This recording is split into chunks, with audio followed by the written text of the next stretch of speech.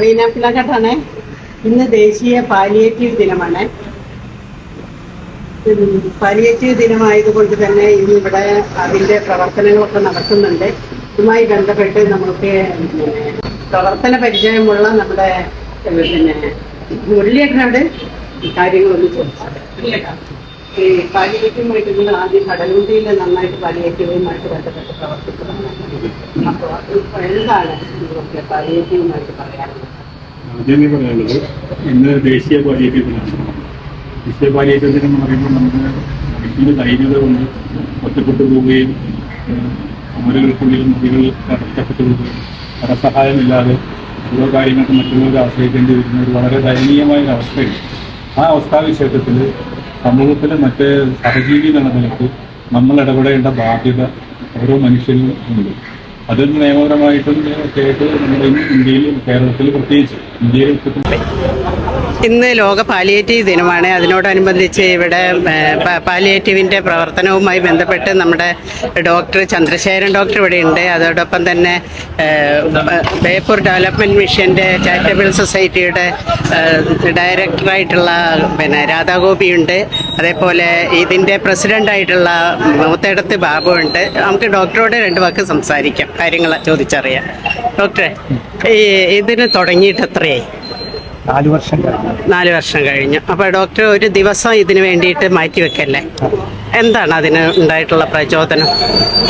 ഇതിന് ഏറ്റവും കൂടുതൽ ചാരിതാർത്ഥ്യം ലഭിക്കുന്നത് പാലിയേറ്റീവ് കെയർ ചെയ്യുന്നത്.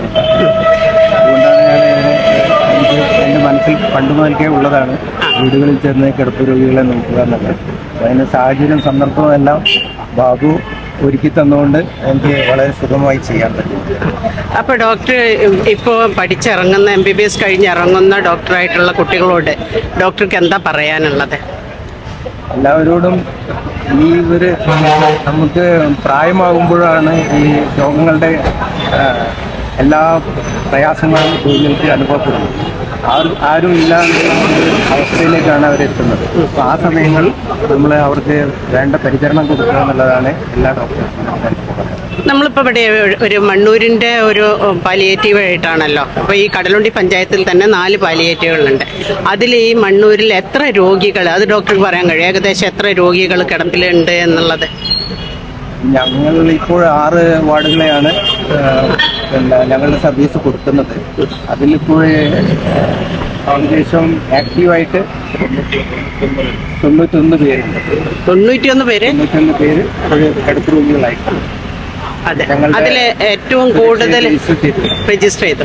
അതിലേറ്റവും കൂടുതൽ എന്ത് രോഗം വന്നിട്ടാണ് അവര്, എന്തുകൊണ്ടാണ് ആ രോഗികളാകിയത്? കൂടുതലും പ്രായാധിക്യമായിട്ടുള്ള രോഗം കൊണ്ടാണ് കിടപ്പ് രോഗികളാകുന്നത്. പക്ഷേ വളരെ ചെറിയ പ്രായത്തിൽ പോലും അപകടങ്ങൾ സംഭവിച്ച് കിടപ്പ് രോഗികളാകുന്നവരും ഞങ്ങളുടെ വാർഡുകളിലുണ്ട്. ഉണ്ട്. നിങ്ങൾ അതിന് വീടുകളിൽ സന്ദർശിക്കുമ്പോൾ ആഴ്ചയിൽ ഒരു ദിവസം ഡോക്ടർ ക്ലിനിക്ക് ഓഫ് ചെയ്ത് ആണല്ലോ ഇവിടെ പ്രവർത്തിക്കുന്നത്. അങ്ങനെ ചെല്ലുമ്പോൾ ഡോക്ടർക്ക് ഉണ്ടാകുന്ന അനുഭവം ഒന്ന് പറയാൻ പറ്റുമോ?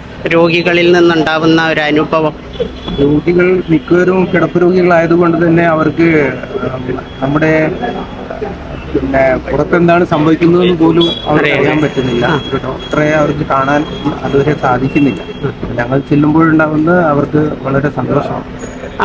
നേഴ്സും കൂടെ ഉണ്ടാകും, ഇവിടുത്തെ വളണ്ടിയർമാരും ഉണ്ടാകും. അപ്പം ഇതിന് സന്നദ്ധരായിട്ട് വളണ്ടിയർമാർ ഡോക്ടറെ കൂടെ വരാൻ തയ്യാറാണ്. അവർ അന്നത്തെ ജോലി പോലും ഉപേക്ഷിച്ചുകൊണ്ടാണ് ഡോക്ടറെ കൂടെ വരാൻ തയ്യാറാണത്. അതായത് നിങ്ങളെല്ലാവരും. അപ്പോൾ നിങ്ങൾക്ക് എന്താ പറയാനുള്ളത്? കാരണം ബേപ്പൂർ ഡെവലപ്മെൻറ്റ് മിഷൻ്റെ ഡയറക്ടറാണല്ലോ. അപ്പോൾ അതിന് ഒരു കിഡ്നി രോഗികളുടെ ഒരു ഡയാലിസിസ് സെൻ്റർ ഉണ്ടല്ലോ, എന്താണ് പറയാനുള്ളത്? ബേപ്പൂർ ഡെവലപ്മെന്റ് മിഷൻ ചാരിറ്റബിൾ ട്രസ്റ്റിന്റെ പേരിലാണ് മലയാളത്തെ ആശുപത്രി പ്രവർത്തിച്ചുകൊണ്ടിരിക്കുന്നത്. അതിന് ദിവസം 100-ലധികം രോഗികളാണ് ഡയാലിസിസ് ചെയ്തത്. ഇവിടെ ഈ സുരക്ഷാ ബീനാൻ പാലിയേറ്റീവിന്റെ പ്രവർത്തനം എന്ന് പറഞ്ഞപ്പോൾ ഡോക്ടർ സൂചിപ്പിച്ചു, കഴിഞ്ഞ 4 വർഷമായി നമ്മുടെ പ്രദേശത്തുള്ള ഈ മണ്ണൂർ 6 വാർഡുകളിലുള്ള കിടപ്പ് രോഗികളായിട്ടുള്ള ആളുകൾക്ക് വലിയ ആശ്വാസമാണ് ഈ ഡോക്ടറുടെ നേതൃത്വത്തിൽ നൽകിക്കൊണ്ടിരിക്കുന്നത്. എന്നുവെച്ചാൽ അതിന് പറ്റിയ ഒരു മനസ്സ് ഉണ്ടാകുക എന്നുള്ളതാണ് ഏറ്റവും പ്രധാനം. നമ്മുടെ മണ്ണൂർ ആളുകളിൽ കിട്ടിയിട്ടുള്ള ഒരു ഭാഗ്യം എന്ന് വേണമെങ്കിൽ പറയാൻ ചന്ദ്രശേഖരൻ ഡോക്ടർ. ഡോക്ടറാണ് ഇതിന്റെ നട്ടല്ലായി പ്രവർത്തിച്ചുകൊണ്ടിരുന്നത്. സുരക്ഷേന്റെ നട്ടല്ലായി പ്രവർത്തിച്ചുകൊണ്ടിരുന്ന ഡോക്ടറാണ്. അവരുടെ കൂടെ തന്നെ അതിന് സന്നദ്ധരായിട്ടുള്ള നഴ്സുമാർ, പിന്നെ ഈ സുരക്ഷാ യൂണിയൻ പാലിയേറ്റീവിന്റെ ഭാരവാഹികൾ, പിന്നെ സന്നദ്ധ വളണ്ടിയർമാർ, അവരൊരു കൂട്ടായ പ്രവർത്തനമാണ് നമ്മുടെ നാട്ടിലെപ്പോഴും ജനങ്ങളുടെ വലിയ രൂപത്തിലേക്ക് ആശ്വാസം. അതിലൊരു കാര്യം എന്ന് പറഞ്ഞാൽ കക്ഷി രാഷ്ട്രീയ ജാതി മത ഭേദമന്യേ ആണ് ഈ പ്രവർത്തനം നടത്തുന്നത് അല്ലെ? ഈ പാലിയേറ്റീവ് പ്രവർത്തനത്തിന് മുമ്പിൽ ഒരു കക്ഷി രാഷ്ട്രീയമില്ല, ജാതി മതം ഒന്നുമില്ല. മനുഷ്യനെ ഈ കിടപ്പിലായി കഴിഞ്ഞാൽ പിന്നെ മനുഷ്യന്റെ അവസ്ഥ എന്ന് പറഞ്ഞാൽ അതിന്റെ വീട്ടിലൊരു കിടപ്പ് രോഗിയുള്ള ആളുകൾക്ക് അതിനെ സംബന്ധിച്ച് അറിയുള്ളൂ. നമുക്ക് ഇനി പൈസ എത്ര ഉണ്ടായിട്ട് കാര്യമില്ല. വീട്ടിൽ നിന്ന് ഇറങ്ങാൻ പറ്റാത്ത ഒരാളെ രോഗീനെ ദിവസം ഡോക്ടറെ അടുത്ത് കൊണ്ടുപോകാനും പരിചരിക്കാനും പണം ഉണ്ടായിട്ട് മാത്രം അന്നത്തെ കാലത്ത് ആവില്ല. അപ്പൊ അതിന് സ്വയം സന്നദ്ധരായ ഒരു ആശുപത്രി നമ്മളെ വീട്ടിലേക്ക് വരിക എന്നുള്ളതാണ് ഈ ഡോക്ടറെ നേതൃത്വത്തിൽ നടത്തിക്കൊണ്ടിങ്ങനെ ഈ പ്രവർത്തനത്തിനെ പറ്റി ചുരുക്കി പറയാൻ പറ്റും. എല്ലാവരെ സംബന്ധിച്ചിടത്തോളം വലിയ ആശ്വാസമാണ്. മനുഷ്യന്റെ ഈ ഒരു അവസ്ഥയാണ് നമുക്ക് അതിനെ സംബന്ധിച്ച് കൂടുതൽ ബോധ്യപ്പെടുന്നത്. ജനങ്ങളോട് അപ്പം നമ്മളിപ്പം ഇത് കണ്ടുകൊണ്ടിരിക്കുന്ന ആളുകളോട് നിങ്ങൾക്ക് എന്താണ് പറയാനുള്ളത്? ജനങ്ങൾക്കും ഇതിൽ ഇടപെടാൻ കഴിയും. അതായത് നമ്മളുടെ, ഞാൻ നേരത്തെ പറഞ്ഞ പോലെ നമ്മുടെ അയൽക്കൂട്ടങ്ങൾ, കുടുംബശ്രീകൾ, അതിലുൾപ്പെട്ട വിദ്യാർത്ഥികൾക്ക് പോലും നമ്മുടെ പിന്നെ അയൽപ്പക്കത്തോ അല്ലെങ്കിൽ പരിസരത്തോ കിടപ്പ് രോഗികളുണ്ടെങ്കിൽ അവരുടെ വീട്ടിൽ ചെന്ന് ഒരു സാന്ത്വന വാക്കുകൾ പറയുകയും പിന്നെ അവരുടെ ചെറിയ ചെറിയ സഹായങ്ങൾ ചെയ്തു കൊടുക്കുകയും ചെയ്യുകയാണെങ്കിൽ അത് അവർക്ക് വലിയൊരു ആശ്വാസമായിരിക്കും. അതുകൊണ്ട് എല്ലാവരും അവരുടെ പരിസരത്തുള്ളവരെ വീട്ടിൽ പോയി കാണുന്നതും അവരുടെ സുഖാന്വേഷണങ്ങൾ ചോദിച്ചറിയുന്നതും വളരെ നന്നായിരിക്കും. പിന്നെ എന്തെങ്കിലും സഹായം ആവശ്യപ്പെടാൻ എന്താ നിങ്ങൾ ഇനി അങ്ങോട്ട് മുന്നോട്ടുള്ളതിനൊരു ഓഫീസോ ബിൽഡിങ്ങോ ഒക്കെ ഉണ്ടോ നിലവിൽ? ഇല്ല, അങ്ങനെ ഞങ്ങൾക്ക് ഒരു പെർമനന്റ് ഓഫീസ് ഇല്ല. ഒരു വാടക കെട്ടിടത്തിലാണ് ഇപ്പോൾ പ്രവർത്തിച്ചു വരുന്നത്. അതിനുവേണ്ട പിന്നെ ഭൗതിക സാഹചര്യങ്ങൾ ഞങ്ങൾ ഒരുക്കിക്കൊണ്ടിരിക്കുന്നു. അപ്പം അതിൽ ഹെൽപ്പ് ചെയ്യാൻ താല്പര്യമുള്ളവർക്ക് ചെയ്യാൻ പറ്റും അല്ലേ? Okay, thank you. പ്രസിഡന്റ് എന്ന നിലയിലെ നിങ്ങൾക്ക് എന്താണ് പറയാനുള്ളത്? നമുക്ക് നമ്മളിത് പിന്നെ 2001 സെപ്റ്റംബർ 12 തുടങ്ങിയെങ്കിലും നമുക്കതില് വലിയൊരു ആവേശം, നമ്മള് വീടുകളിൽ പോയി ഇത്തരം കിടപ്പ് രോഗികളെ കണ്ടപ്പോൾ നമുക്ക് എന്തെങ്കിലുമൊക്കെ ചെയ്യണമെന്നുള്ള ഒരു വലിയ ആവേശം ഉണ്ടായി. അതിന് പുറമെ സെക്രട്ടറിനെ കൂടെ ഒന്ന് കിട്ടിയാലേ ഇവിടുത്തെ പ്രസ്ഥാനത്തിന്റെ ഒക്കെ വലിയ പിന്തുണ, രാധവകവിയുടെയും ഡോക്ടറൊക്കെ പിന്തുണ, ആ പിന്തുണ കൂടി വന്നപ്പോൾ നമുക്ക് നമ്മൾ എന്ത് ചെയ്താലും പോരാ എന്നുള്ള ചിന്താഗതിയാണ് ഉണ്ടായത്. അതായത് അർപ്പിത മനോഭാവത്തോടുകൂടി ഞങ്ങൾ തുടങ്ങി. നമ്മള് എല്ലാ പിന്തുണയുണ്ട്, എല്ലാ വിഭാഗം ജനങ്ങളുടെയും, ഇവിടെ ജാതി മത രാഷ്ട്രീയ ഭേദമില്ലാതെ എല്ലാ വിഭാഗം ജനങ്ങളുടെയും പിന്തുണയോട് കൂടിയാണ് നമുക്ക് കൊണ്ടുപോകാൻ കഴിയുന്നത്.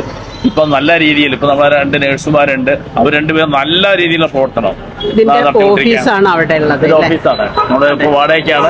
ഇപ്പോ അടുത്ത നമുക്കൊരു സ്ഥലം, 5 സെന്റ് സ്ഥലം AT വിരാട്ടന്റെ നാമധേയത്തില് AT വിരാട്ടന്റെ കുടുംബം നമുക്ക് തരാന്ന് പറഞ്ഞിട്ടുണ്ട്. അത് നമ്മുടെ പിന്നെ മണ്ണൂർ വളവിന്റെ തൊട്ട് ബാക്കിൽ തന്നെയാണ്, റോഡ് സൈഡ് തന്നെയാണ്. അത് അവിടെ 4.5 സെന്റ് സ്ഥലം കൂടി ഉണ്ട്. അങ്ങനെ 4.5 സെന്റ് സ്ഥലം നമ്മൾ വില കൊടുത്ത് വാങ്ങാൻ തീരുമാനിച്ചിട്ടുണ്ട്. ടോട്ടൽ 9.5 സെന്റ് സ്ഥലത്ത് നമുക്ക് നല്ലൊരു സ്വന്തം കെട്ടിടം ഉണ്ടാക്കി ഇതില് കുറച്ചും കൂടി നല്ല അടുത്ത സ്റ്റെപ്പ് ഒരു ഫിസിയോതെറാപ്പി സെന്റർ തുടങ്ങണം എന്നാണ് നമ്മുടെ ആഗ്രഹം. ഇവിടെ ചെറുപ്പക്കാരായിട്ട് കുറെ ആളുകൾ ഫിസിയോതെറാപ്പി ചെയ്യാൻ വേണ്ടി പിന്നെ അപകടങ്ങളൊക്കെ പറ്റി വീടുകളിൽ കിടപ്പിലാണ്. അവർക്ക് ഒരു ഫിസിയോതെറാപ്പി ആൾ വീട്ടിൽ വന്ന് ചെയ്യണമെങ്കിൽ 500,000 രൂപ ഒരു ദിവസം കൊടുക്കണം. അത് നമുക്ക് ചെറിയ ഒരു തുക വാങ്ങിയിട്ടോ അല്ലെങ്കിൽ സൗജന്യമായിട്ടോ ഫിസിയോതെറാപ്പി സെന്റർ അടക്കം നമുക്ക് അവിടെ തുടങ്ങാൻ കഴിയണം എന്നാണ് ഉദ്ദേശിക്കുന്നത്. അപ്പൊ നമ്മൾ 4 റൂം ഇതിനു വേണ്ടി വാടകയ്ക്ക് എടുത്തിട്ടുണ്ട്. നമ്മൾ എല്ലാ ഉപകരണങ്ങളും ഇതിലുണ്ട്. അതായത് എന്തെല്ലാം ഉണ്ട്, എന്തെല്ലാം ഉപകരണങ്ങൾ? എല്ലാ വിധത്തിലുള്ള ഉപകരണങ്ങളും നമ്മള് മൊബൈൽ ഫ്രീസർ, കട്ടില്, പിന്നെ air bed, water bed, wheel chair, പിന്നെ വാക്കിംഗ് സ്റ്റിക്ക് തുടങ്ങിയ പിന്നെ ആളുകൾ ഉപയോഗിക്കുകയാണോ? ഓക്സിജൻ സിലിണ്ടർ, ഓക്സിജൻ കോൺസെൻട്രേറ്റർ 5 നമ്മൾ എടുത്തിട്ടുണ്ട്. 5 പുറത്ത് തന്നെയാണ്, എത്രയായിട്ടും ചെയ്യുന്നില്ല. അപ്പൊ ആൾക്കെല്ലാം ഇതൊക്കെ പിന്നെ ആളുകള് സ്പോൺസർ ചെയ്തതാണോ? പലരും സ്പോൺസർ ചെയ്തതാണ്. കുറെ സാധനങ്ങൾ നമ്മൾ വാങ്ങും ചെയ്തിട്ടുണ്ട്. അങ്ങനെ ആവശ്യം വരുമ്പോൾ നമ്മൾ സാധനം വാങ്ങിച്ചിട്ട് കൊടുക്കുകയാണ് ചെയ്തിട്ടുള്ളത്. ആയിക്കോട്ടെ. അപ്പൊ ജനങ്ങളോടായിട്ട് നമുക്ക് ഡോക്ടർ പറഞ്ഞു ഇങ്ങനെ കാര്യങ്ങളൊക്കെ, ജാതിമത കക്ഷി രാഷ്ട്രീയ ഭേദമന്യെയാണ് ഈ പ്രവർത്തനം നടത്തുന്നത്. അതിലെല്ലാ പിന്തുണയും ഉണ്ടാകണമെന്ന് മാത്രം അഭ്യർത്ഥിക്കാം അല്ലെ? എല്ലാ പിന്തുണയും തുടർന്നും എല്ലാവരുടെയും പിന്തുണയും പിൻബലവും നമുക്ക് ഉണ്ടാവണം എന്നുള്ള എല്ലാ അർത്ഥത്തിലുള്ള പിന്തുണ സാമ്പത്തികമായി സഹായിക്കാം, നമുക്ക് ശാരീരികമായി സഹായിക്കാം, സ്കോഡ് പോവാൻ സ്വാതന്ത്ര്യം നൽകാൻ വേണ്ടി